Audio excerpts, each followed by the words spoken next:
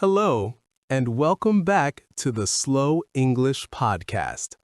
Today, we are going on a journey, but we are not going to a famous city or a beautiful beach. That is right. Today, we're going somewhere much more common. We are going to the supermarket.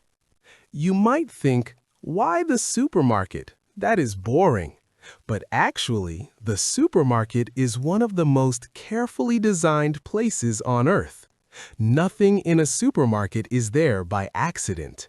Every shelf, every light, every smell, and even the music, it is all designed to make you do one thing: spend more money. Today, we will reveal the secret psychology behind your weekly grocery trip. Let us begin at the very start. Imagine you have just parked your car. You walk toward the automatic doors. You grab a shopping cart. Stop right there. Look at the shopping cart. In the year 2026, have you noticed something? The carts are getting bigger. This is the first psychological trick. Over the last 20 years, the size of the average shopping cart has doubled. Why? Because of a simple rule. An empty cart makes us feel uncomfortable. Subconsciously, we want to fill the empty space. If the cart is huge, putting 5 or 6 items in it looks pathetic. It looks like we did not buy enough. So we add a few more things to make the cart look normal. Now, you push this giant cart through the automatic doors. You enter the store. You are now in a very specific area known in the retail industry as the decompression zone. Decompression means to release pressure. When you walk in from the parking lot, your mind is busy. You might be thinking about traffic, or where you parked your car, or checking your phone. You are moving fast. Retailers know this. They know that if they put products right at the entrance, you will not see them. You are walking too fast. You are not ready to shop yet. So the first few meters of the store are usually empty or open space. This space allows you to slow down. It allows your eyes to adjust to the indoor lighting. It helps you switch your brain from traffic mode to shopping mode. Once you have slowed down, what is the first thing you see? In almost every supermarket in the world, the first section is the same. It is the produce section, the fruits and vegetables. Have you ever wondered why fruits and vegetables are soft? They can be easily damaged. Logically, you should buy them last, so they do not get crushed by heavy boxes of milk or cans of soup. But supermarkets force you to buy them first. This is a powerful psychological trick called the halo effect.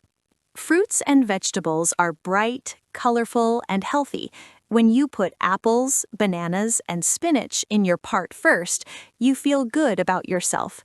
You feel like a healthy, responsible person. Because you have made these good choices early, your brain gives you permission to make bad choices later. You think, I bought a salad, so now I can buy this bag of potato chips and this chocolate cake. The healthy items at the entrance create a halo of health that makes you feel less guilty about buying junk food later in the trip. Let us look closer at the fruits and vegetables. Look at the bananas. Do they look bright yellow? Look at the apples. Are they shiny and red? This is another trick: lighting. Supermarkets use specific light bulbs for different sections. In the produce section, the lights often have a slight red or yellow tint to make the colors look vibrant. Sometimes you might even see a machine spraying a fine mist of water over the vegetables. They look wet and fresh, like morning dew in a garden. But here is the secret. That water does not keep the vegetables fresh. In fact, for some vegetables, the water actually makes them rot faster. So why do they do it? They do it for you. To the human eye, wet vegetables look fresher. They look like they were just picked from the farm. It is purely a visual illusion to make you want to buy them. Now that we have our fresh vegetables, we need the basics. We need milk, eggs, and bread. These are the essentials. Everyone needs them. So where are they hiding? Look around. You will not find milk near the entrance. You will not find bread in the middle.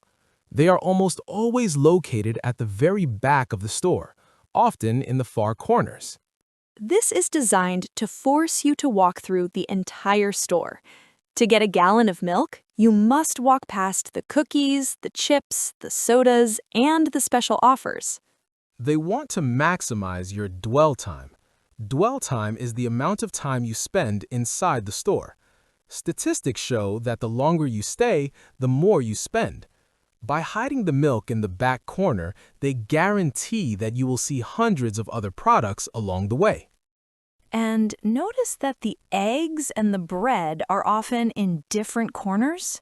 They separate the essentials to make you crisscross the store multiple times. It is like a maze, and you are the mouse looking for cheese. Now, let us move into the aisles, the long rows of shelves. Have you noticed that the aisles are sometimes narrow? This is intentional. When an aisle is narrow and another cart is coming toward you, you naturally slow down to pass them safely. Slowing down means you look at more products. And let's talk about the floor. In many modern supermarkets, the tiles on the floor get smaller in the expensive sections. This is a very subtle audio trick. When the wheels of your cart roll over smaller tiles, they make a faster click, click, click sound. Subconsciously, your brain hears this fast clicking and thinks, I am walking too fast. So, without thinking, you slow down your walking pace. And when you walk slower, you buy more. Speaking of sound, listen to the music. Is it fast pop music? Probably not. It is usually slow, easy listening music. Studies have shown that music with a tempo slower than the human heartbeat makes shoppers move slower.